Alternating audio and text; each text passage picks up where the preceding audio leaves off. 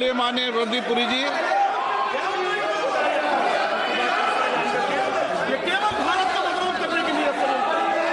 Honorable Speaker, sir.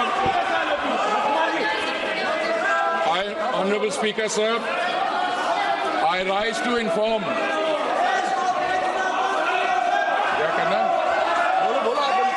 Honorable Speaker, sir. I rise to inform the House of steps taken in response to the disruption of the global energy supplies arising from the ongoing conflict in West Asia. The world has not faced a moment like this in modern energy history. Today is the 13th day since the passage through the Strait of Hormuz, through which 20% of world's crude, 20% of world's natural gas, and 20% of the world's LPG flows was disrupted following the military operations between Iran, Israel, and the US.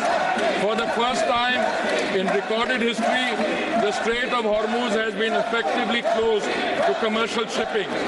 Despite India having no role in causing the conflict, like many countries, India has to navigate through its consequences. The contrast with how other nations are managing this crisis places India's response in its sharpest relief. A country in our neighborhood has shut all schools for 2 weeks, moved government offices to 4-day work week, ordered 50% of public employees to work from home, cut fuel allowances for official vehicles by half, and taken 60% of government vehicles off the road.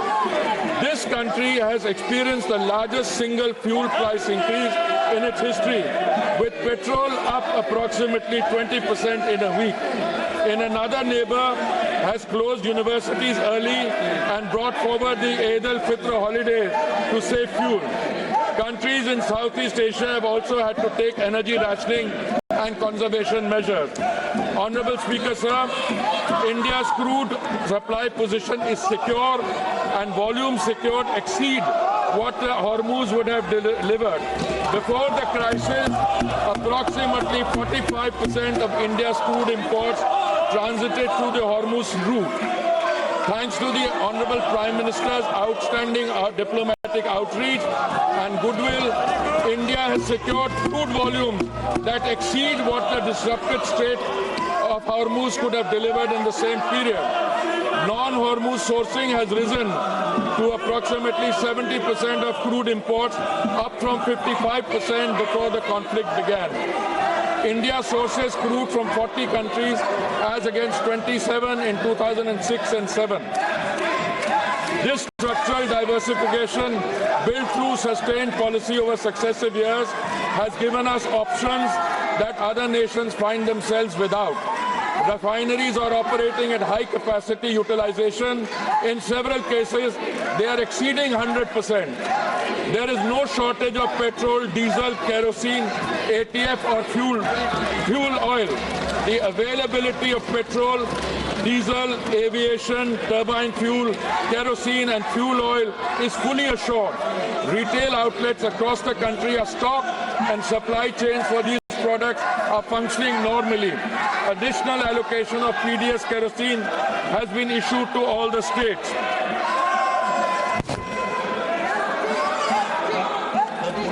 Honorable Speaker, sir, natural gas supply has been managed through prioritized allocation and the position is stable, well beyond immediate need. India produces approximately 90 million metric standard cubic meters per day of natural gas domestically. A further 30 million metric standard cubic meters per day was previously imported through Gulf sources, now affected by the force majeure declaration of a major Qatari processing facility. The force majeure declaration, the Natural Gas Control Order issued on 9th March 2026 under the Essential Commodities Act established an immediate priority sequence. Domestic pipe gas goes to homes and CNG for vehicles receives 100% supply with no cuts. Industrial and manufacturing consumers will receive upon 80% of their previous 6 months average. Fertilizer plants will receive up to 70%, protecting the agricultural input chain ahead of the sowing season.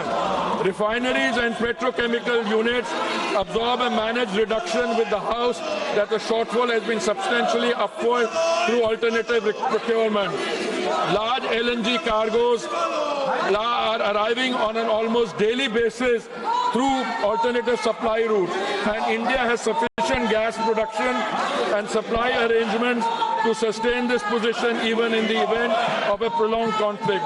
Power generation for every household and for industry is fully protected. Honourable Speaker, sir, it should be noted that India was previously importing approximately 60% of the LPG requirements from Gulf countries such as Qatar, UAE, Saudi Arabia and Kuwait, and 40% is produced domestically. Procurement has now been actively diversified, with cargoes being secured from the United States, Norway, Canada, Algeria and Russia, in addition to Gulf sources. The LPG control order issued on 8 March 2026 directed all refineries to maximize LPG yields and channel the entire output of C3 and C4 hydrocarbon streams comprising propane, butane, propylene and butene exclusively to the 3 oil marketing companies for domestic cooking gas. Hence, in the last 5 days, LPG production has been increased by 28% through refinery directive, and further procurement is actually underway. Modi government's foremost priority is that the kitchen of India's 33 crore families, especially the poor and the underprivileged, do not face any shortage. Domestic supply is fully protected and the delivery cycle is unchanged. The standard time for booking to delivery for domestic LPG cylinders remains 2.5 days, unchanged from pre-crisis norms. Hospitals and educational institutions have been placed on uninterrupted priority supply, and their access to LPG is fully assured regardless of broader demand conditions. Field reports indicate hoarding and panic booking at the distributor and retail level, driven by consumer anxiety rather than any actual supply shortage. The House should be clear on this. The rush booking pressure in some localities reflects a demand distortion, not a production or supply failure. Delivery authentication code coverage is being expanded from 50% to 90% of consumers under this system. A cylinder can only be logged as delivered when the consumer confirms receipt through a one-time code on the registered mobile, making undocumented diversion effectively impossible to conceal.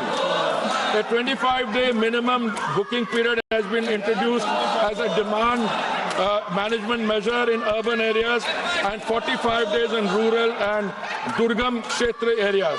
OMC field officers and the anti-adulteration cell are coordinating enforcement at the distributor level.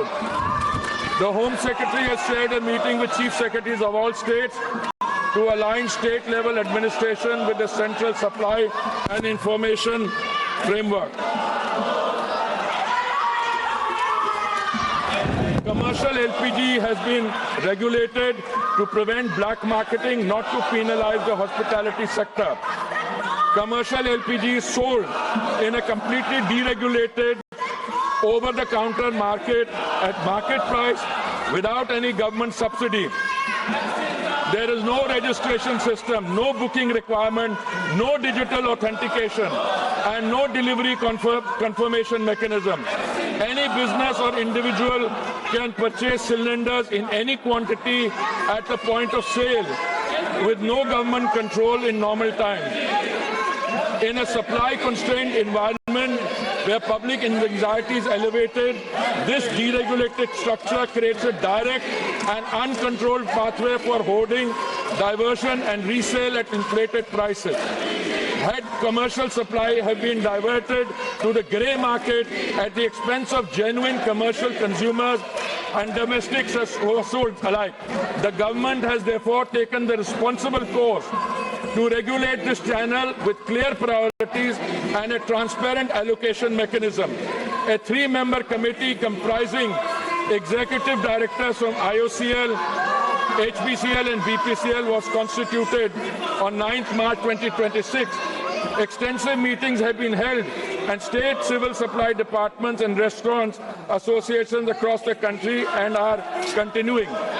The committee has assessed genuine need by geography and sector to ensure available commercial volumes reach commercial LPG requirement is going to be supplied from today by OMCs in coordination with the state government so that there is no hoarding or black marketing. Honourable Speaker, sir, alternate fuel options are being activated to ease pressure on LPG and gas channels. Kerosene is being made available through retail outlets and PDS channels, and fuel oil is being made available for industrial and commercial consumers. The Ministry of Environment has advised state pollution control boards to permit for the duration of this crisis period the use of biomass, RDF pellets and kerosene coal as alternate fuels for the hospitality and restaurant segment for 1 month, which would enable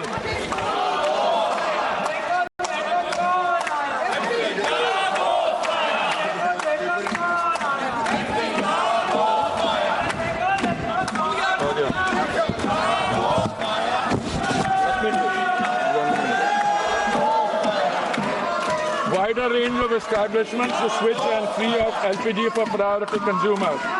Consumer prices have been shielded from global market conditions. Despite the Saudi contract price rising 41% between July 23 and March 26, the PMUY beneficiary price has fallen 32 cents in the same period and per percent and stands at rupees 613 per 14.2 kilogram cylinder in Delhi. The non-subsidized consumer price stands at rupees 913 following the recent rupees 60 adjustment against a market-determined price of approximately rupees 987. Of the rupees 134 per cylinder adjustment required by prevailing global market conditions, the government absorbed rupees 74. The effective additional cost for a PMUY household is under 80 paise per day. Equivalent LPG prices in the neighborhood stand at rupees 1,046 in Pakistan, rupees 1,242 in Sri Lanka, and rupees 1,208 in Nepal. OMC compensation of rupees 30,000 crores has been approved against losses of approximately rupees 40,000 crores in 24-25. Honourable Speaker, sir, state governments have responded with full cooperation and active coordination. On 11 March 2026, senior OMC officials met with state government administrations across every major state. Maharashtra, Madhya Pradesh, Chhattisgarh, Gujarat, Goa, Odisha, West Bengal, Bihar, Jharkhand, Punjab, Himachal Pradesh, Jammu and Kashmir, Rajasthan, Uttar Pradesh, Delhi, Haryana, Uttarakhand, Karnataka, Tamil Nadu, Kerala and Telangana and Andhra Pradesh. Chief Secretaries and senior officials have been briefed on the supply position, the priority sequence and the enforcement framework. District-level monitoring committees are being established. Anti-diversion raids have been conducted and cases registered in multiple states. This is cooperative federalism, responding to a national challenge with the coordination it demands. Honourable Speaker, sir, this is not the moment for rumour mongering or fake narratives. India is navigating the most severe global energy disruption in recorded history. Crude supply is flowing, gas is prioritized for homes and farms, LPG production has been stepped up by 28%. Consumer prices are held far below what makes markets and regional competitors and dictate. Schools are open. Petrol is on the forecourt. Every citizen, regardless of political affiliation, has a stake in that. India must stand united behind the energy warriors, behind the institution managing the crisis, and behind the national interest. The record of preparation and the record of response speak for themselves. I thank you, sir.